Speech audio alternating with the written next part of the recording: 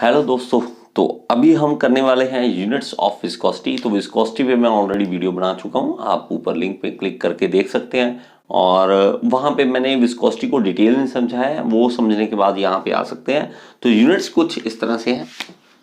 तो वहाँ पे मैंने फॉर्मूला बताया था, tau is equal to mu D by D Y. अब यहाँ पे v लिखें, u लिखें, जो भी, लेकिन ये जो है वेलोसिटी है।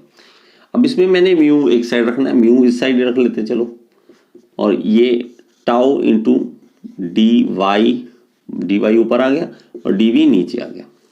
ठीक है, तो म्यू क्या है? Coefficient of viscosity. तो इसके यूनिट्स निकाल लें तो हमारे पास विस्कोसिटी के यूनिट पता लगते हैं।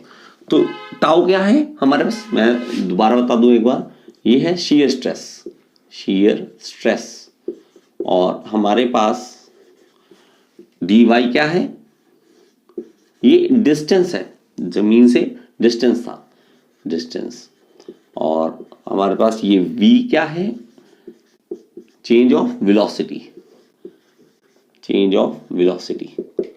तो आओ दोस्तों, हम इसमें करना क्या है, हमने फॉर्मूला में जो जो यूनिट्स हैं वो पुट कर देते हैं। तो टाउ क्या है? शीयर स्ट्रेस के लिए क्या होता है, ये मैं इसको डिटेल में यहां ही लिख देता हूं चलो। फोर्स पर यूनिट एरिया, ठीक है। तो फोर्स पर यूनिट एरिया होता है, तो फोर्स के लिए यूनिट क्या होते हैं? न्यूटन, और एरिया के मीटर स्क्वायर। तो ये क्या आ जाएगा हमारे पास? फोर्स अपॉन एरिया, चलो लिख लेते हैं एक बार। और y क्या है? डिस्टेंस, मैं यहाँ पे डिस्टेंस ही लिख देता हूँ, डिस्टेंस इजी करना जितना।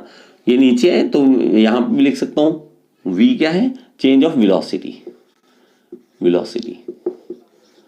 बस अब मुझे फोर्स के यूनिट पता है, न्यूटन जी, area metre square, distance metre में, वेलोसिटी मीटर पर सेकंड ऊपर चला जाएगा तो ये कैंसल आउट हो जाएगा। ठीक है, और रह क्या गया मेरे पास? Newton second metre square.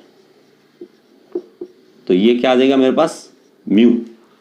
तो म्यू के जो यूनिट आपने याद करने हैं वो है न्यूटन सेकंड पर मीटर स्क्वायर।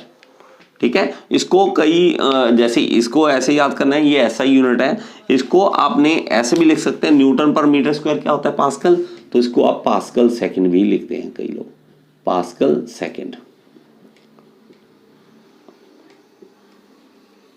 अब कई बार आप सोचते हो यार इतना बार बार ये भी याद करें, वो भी याद करें, अलग से और यूनिट्स याद करें। अब वो दिक्कत क्या होती है कि आप जब कंपनी में, मल्टीनेशनल कंपनी में काम करते हो खास करके, तो वहाँ अलग अलग देशों से ऑर्डर आते हैं। तो कोई देश तो न्यूटन में बात करता है, कई ऐसे देश है न्यूटन में बात ही नहीं करेंगे वो। ठीक है, वो कहेंगे ना जी हमारे तो यहाँ डाइन चलता है, डाइन सिस्टम चलता है, यहाँ न्यूटन की बात ही नहीं होती। वहाँ पे सीजीएस सिस्टम चलता है। ऐसा ही है, कहीं ऐसा ही है कि कहीं सीजीएस, कहीं एमकेएस है। उनसे डील करनी है ना कल को आपको, इंजीनियर बननी है। ये तो नहीं है कहीं पे एक छोटे से कमरे में बैठ जाए, किसी से बात ही नहीं करनी मैंने। आपको कहीं ना कहीं डील करना पड़ सकता है, इसलिए हमें सारे देखेंगे विस्कोसिटी के सीजीएस में।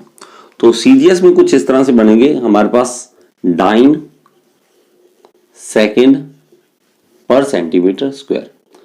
और इस यूनिट्स को जब आप कंबाइन लगते हो, और बार बार नहीं बोल सकते ना कि हमें इतने, मान लो कोई यूनिट है 10 डाइन सेकंड पर सेंटीमीटर स्क्वायर की विस्कोसिटी वाली कोई चीज चाहिए। ठीक है, इंसान हर जगह चाहता है कि हमें और ज्यादा आसानी हो चीजों को बोलने में।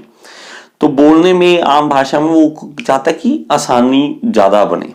तो हमारे पास इसके लिए क्या कर दिया, इसको भी एक नाम दे दिया। क्या नाम दे दिया? पॉइस। और जब मोस्टली ये सेंटीपॉइस में सुनोगे, मतलब सेंटी, आप, और ये बताऊं आपको, ये कन्वर्ट करना जरूर सीख लीजिए।